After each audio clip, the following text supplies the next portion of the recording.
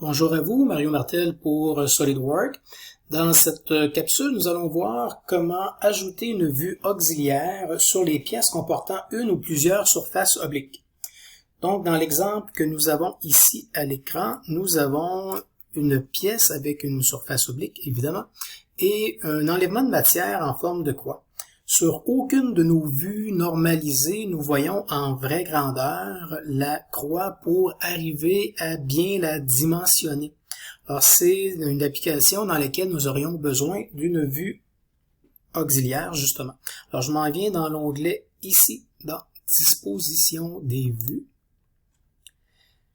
Et on a une icône spécialement conçue pour ajouter une vue auxiliaire. Alors, je clique dessus. Il me demande de sélectionner une arête de référence pour continuer. Alors, je dois sélectionner l'arête de la surface oblique. Alors, c'est celle-ci. Et elle va projeter, en sélectionnant l'arête, elle va projeter perpendiculaire à cette surface-là une vue auxiliaire. On se souvient qu'on l'a fait à la main dans le dessin, dans le cours de dessin technique. Donc, sur SolidWorks, c'est assez rapide. Alors, je clique à l'endroit où est-ce que j'en ai besoin. Dans ces options de ma vue auxiliaire ici, j'ai l'option d'afficher ou non la flèche pour indiquer dans quel sens la vue auxiliaire elle est regardée. Quand il n'y en a rien qu'une et que c'est très simple, vaut peut-être mieux retirer cette flèche-là tout simplement parce qu'elle vient peut-être pas nécessairement éclaircir le propos. Alors voici, j'ai ma nouvelle vue auxiliaire sur laquelle je vais pouvoir aller mettre mes dimensions.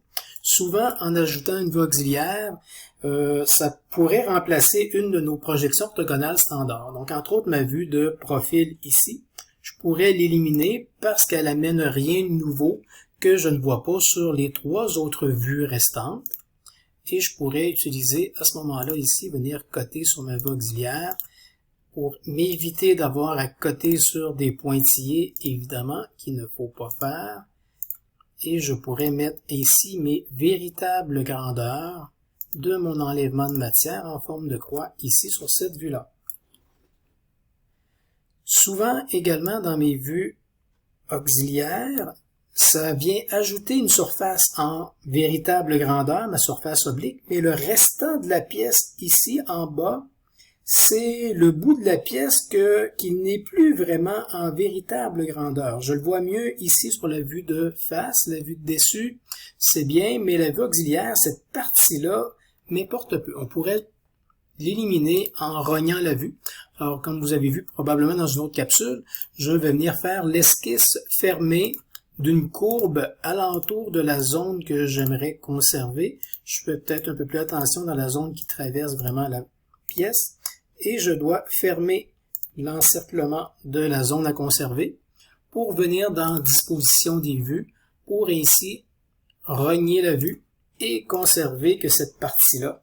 Donc, ça vient alléger mon dessin, ça le rend plus clair, et j'insiste vraiment sur la partie de ma vue auxiliaire qui est maintenant en vraie grandeur.